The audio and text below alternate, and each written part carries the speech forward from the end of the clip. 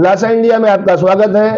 राजनीति की पाठशाला और राजनीति करे में हम आपको देश में लोकसभा जो चुनाव हो रहा है, छठे चरण का मतदान 25 मई को होगा। तो 25 मई को जिन लोकसभा सीटों पे मतदान होने हैं वो बहुत ही कंटेस्टेड सीटें हैं।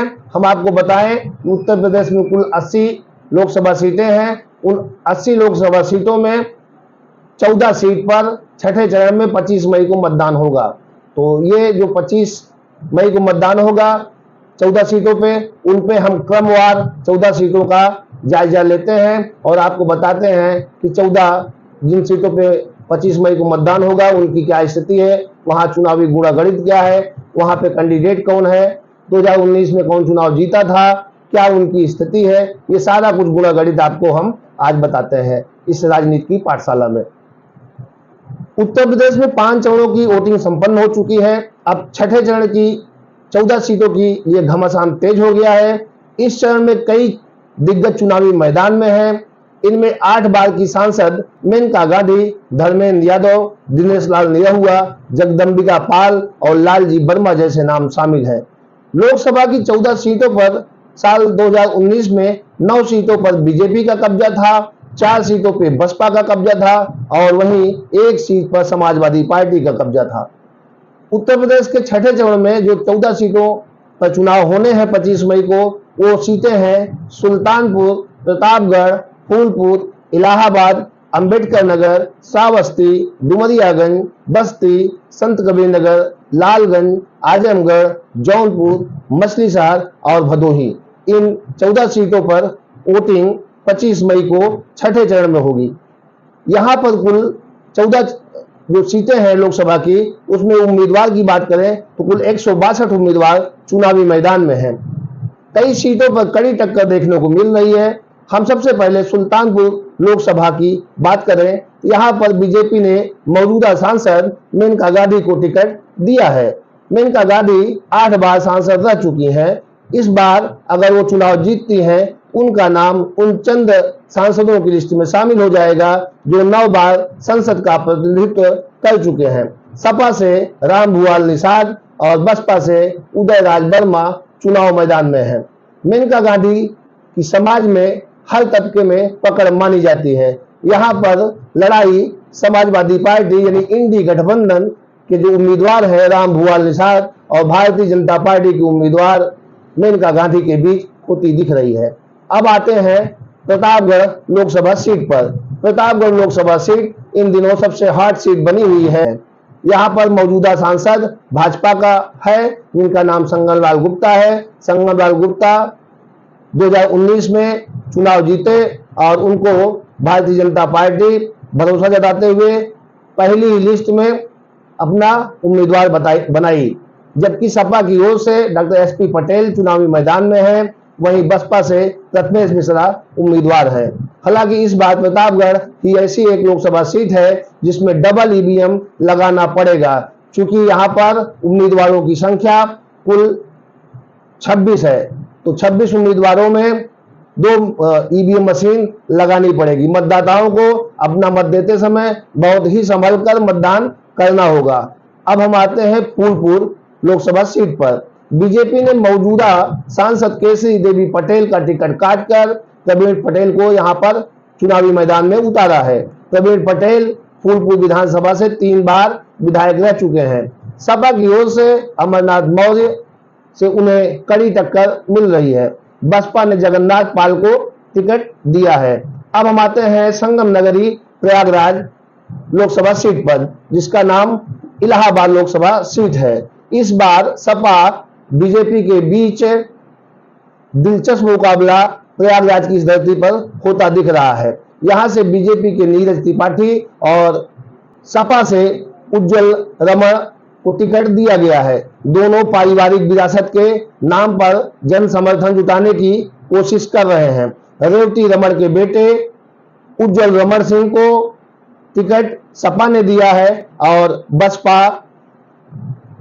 और सपा रेवती रमण के बेटे उज्जवल रमण को टिकट इंडी गठबंधन से मिला है और पंडित केसरी नाथ त्रिपाठी के बेटे नीरज त्रिपाठी भारतीय जनता पार्टी की तरफ से उम्मीदवार हैं। अब हम बात करते हैं अंबेडकर नगर लोकसभा सीट की। बीजेपी ने बसपा छोड़कर आए रितेश पांडे को अपना उम्मीदवार बनाया है। वर्तमान में अंबेडकर नगर से रितेश पांडे सांसद हैं। इंडिया गठबंधन की ओर से सपा के प्रत्याशी लालजी वर्मा उन्हें कड़ी टक्कर दे रहे हैं। बसपा ने यहां मुस्लिम प्रत्याशी पर दांव लगाया है। बसपा से मोहम्मद कलाम शाह को बदलकर कमर हयात को टिकट दिया गया है। रितेश पांडे अंबेडकर नगर के वर्तमान में सांसद हैं। अब हम आते हैं श्रावस्ती लोकसभा सीट पर। बीजेपी ने साकेत मिश्रा को टिकट दिया है। साकेत मिश्रा मोदी के प्रधान सचिव और राम जन्मभूमि मंदिर समिति के अध्यक्ष नृपेंद्र मिश्रा के बेटे हैं। उनका मुकाबला सपा के राम शोमर वर्मा से है। राम शोमर साल 2019 में सपा बसपा गठबंधन से सांसद हैं।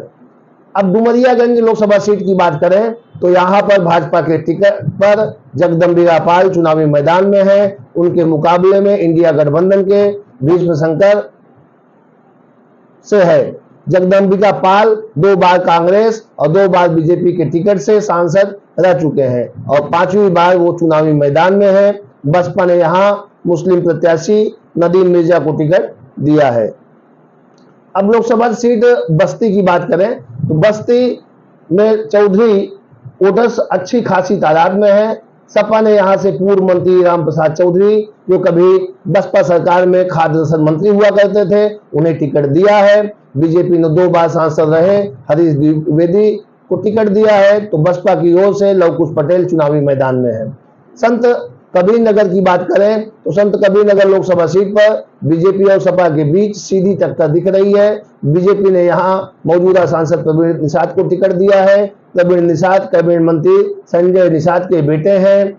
उनका मुकाबला सपा के पप्पू निषाद से है।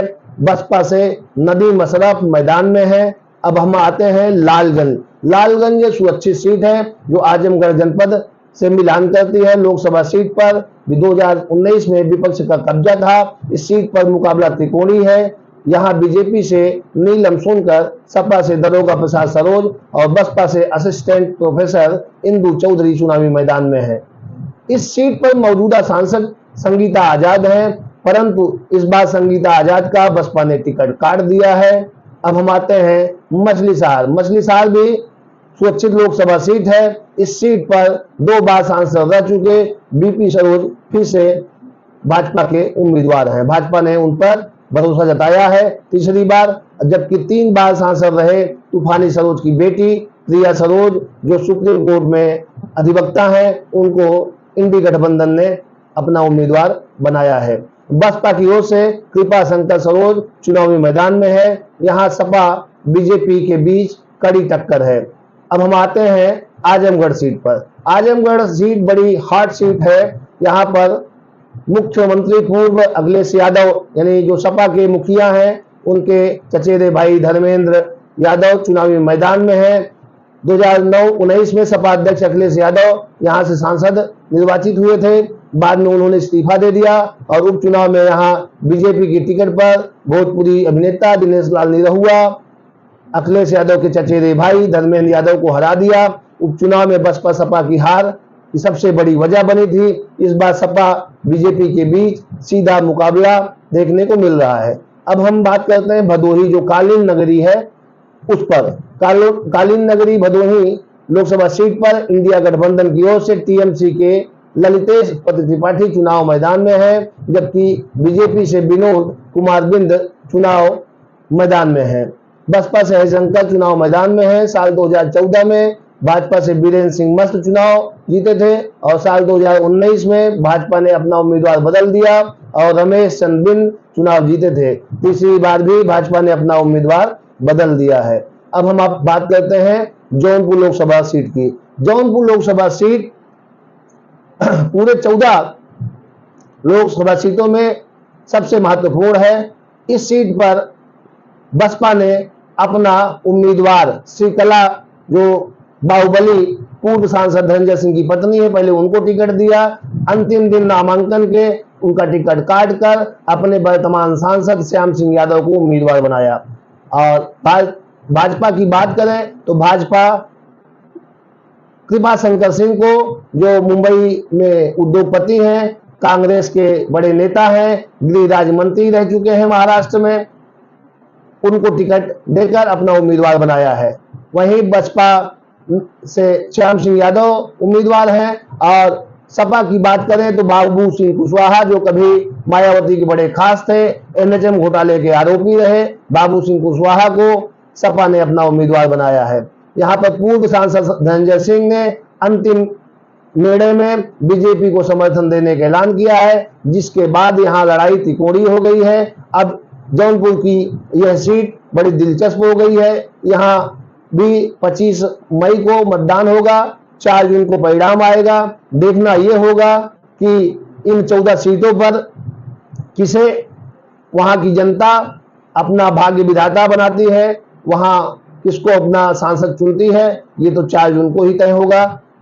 सभी 14 सीटों के मतदाताओं से खुलासा इंडिया की अपील है कि वो 25 मई को सबसे पहले मतदान करें, फिर जाकर जलपान करें और अपना महापर्व जो लोकतंत्र का है, इसमें अपनी सहभागिता का निर्वहन करें और अपने वोट की चोट से अपना सांसद निर्वाचित करें।